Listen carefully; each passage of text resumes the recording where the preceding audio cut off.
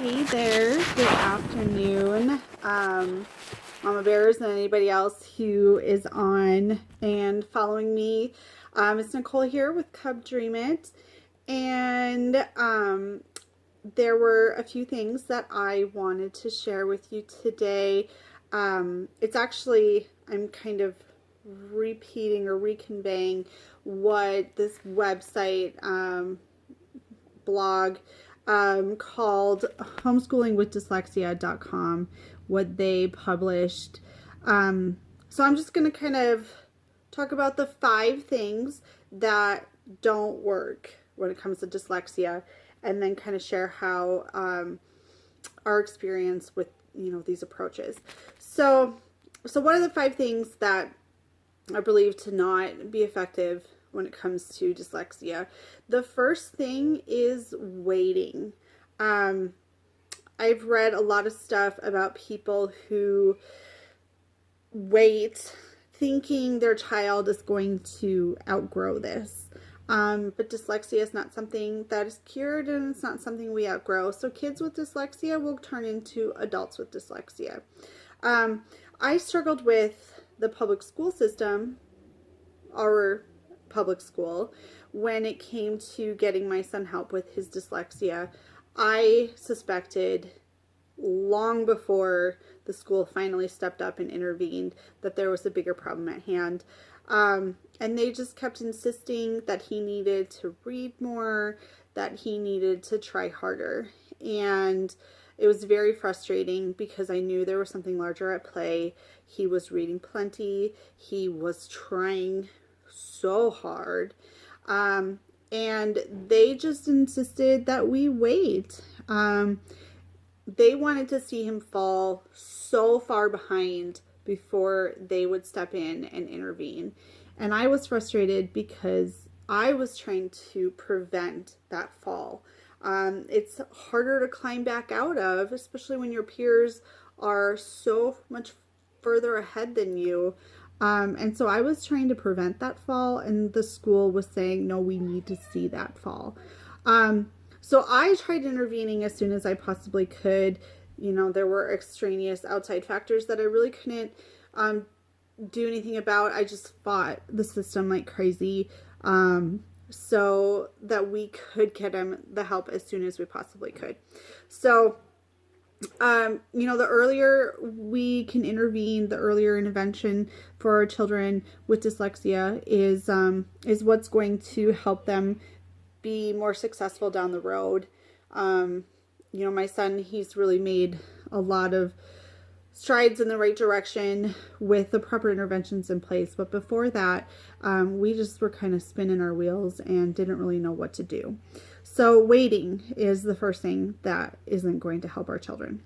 Number 2, and this one can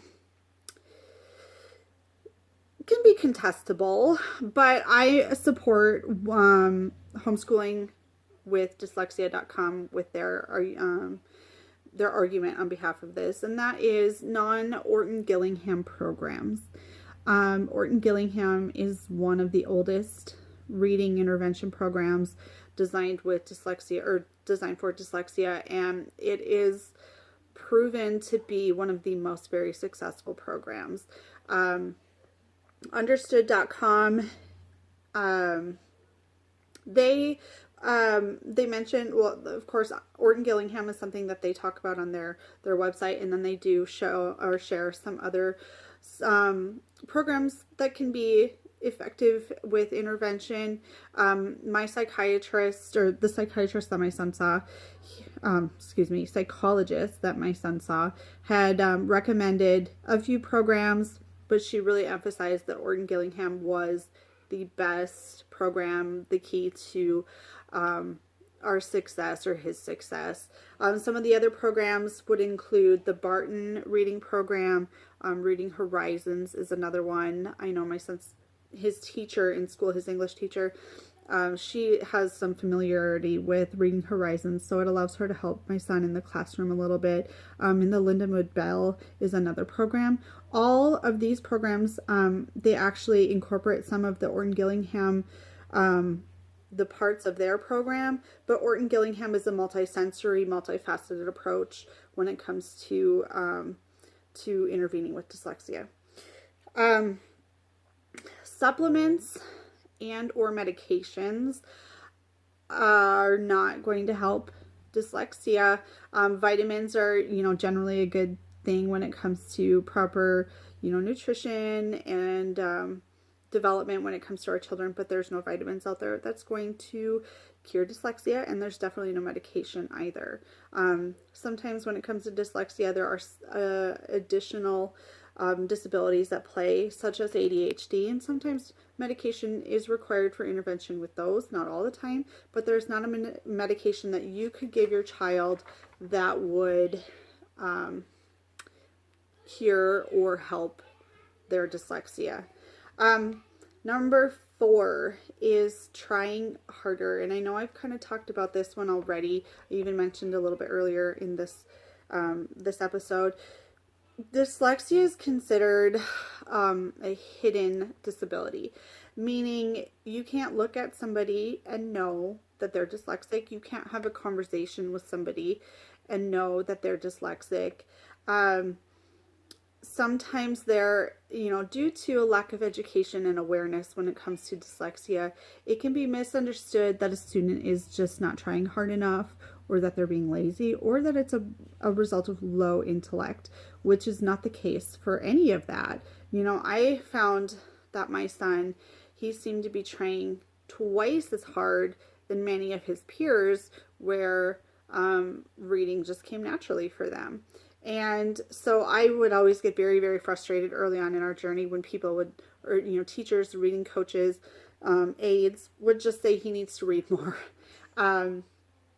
I got to the point where I felt like if one more person told me that, I would throw my shoe at them, because it was so frustrating to hear that. And I just want to be like, you don't understand the commitment that my son has made to try and overcome this. And to insinuate or suggest that he wasn't trying hard enough just really made me very angry. And then this kind of goes back to, the intervention stuff. He needed intervention early, and they just kept saying he needed to work harder. And then the 5th one, and I am completely, this is a weakness for me, is worrying.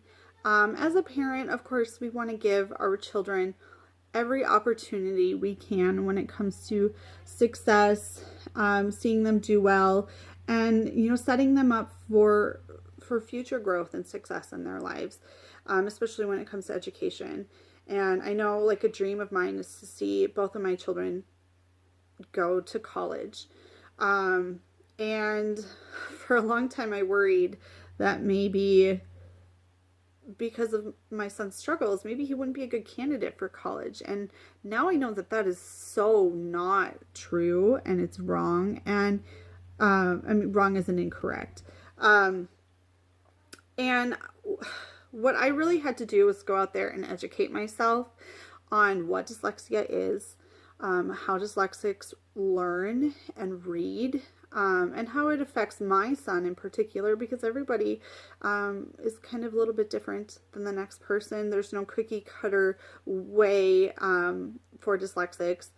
And educating myself also allowed me to empower my son when it comes to understanding his struggles and why he has them. And it also gives me the opportunity to advocate on his behalf.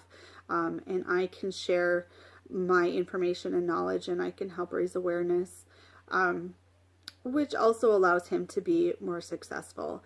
And, it is because of how I educated myself, and that I was able to go out and hit the pavement and fight tooth and nail our school administration to get him the help that he needs. And it's now in place, and I feel good about the program that's been established in the school for him. But it was definitely a fight to get to that point. And the way that I was able to do that was through educating myself on all things dyslexia, which is why I do this vlog and I try to share our journey and my knowledge. And my knowledge is, of course, nothing professional. I have no degree or certification or anything like that with this information. I have experience, and experience can go a long way. You know, the purpose of Mama Bear Mastermind, which is the parent group for Cub Dream It, is, you know, it's for mothers, and it's sharing our experiences and knowledge from the wild. And that meaning it's through our experiences that we have this information. And so that's where I come from. Again, I have no kind of education degree to say this is exactly why things are the way they are. This is just my experience that I'm sharing with all of you, and my experience as to why these 5 things will not work when it comes to dyslexia. Like I said, I'm kind of sharing a lot of this information that was already shared with homeschoolingwithdyslexia.com and a little bit with understood.com. Understood is a really great resource, and I'm learning more and more about homeschooling with dyslexia.com and what kind of a resource that can be for us as well. And the Homeschooling with Dyslexia website actually shares this Thomas Edison quote, and it was suspected, or is suspected, that Thomas Edison was a dyslexic, but it's this really great quote. I find it very empowering, and it just says, "I have not failed. I instead have found 10,000 ways that do not work." And I think that's just so true. You know, we fail when we give up. And I am not giving up for my son. And someday I will be able to pass the reins on him so that he doesn't give up on himself. I can't even talk. And, you know, we're just, you know, muddling through, and we find out personally what works for us and what doesn't. And what works for us may be different for somebody else and may not work for other people, and then vice versa.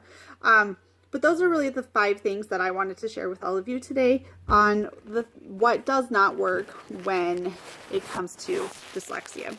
So I hope maybe that helped some of you, gave anybody some insight or tips. You know, anybody's free to contact me through the comments on Cub Dream It here, or through the private comments option on the side of the blog. And with that, I'm going to say goodbye to you all, but I hope you have a great rest of your afternoon.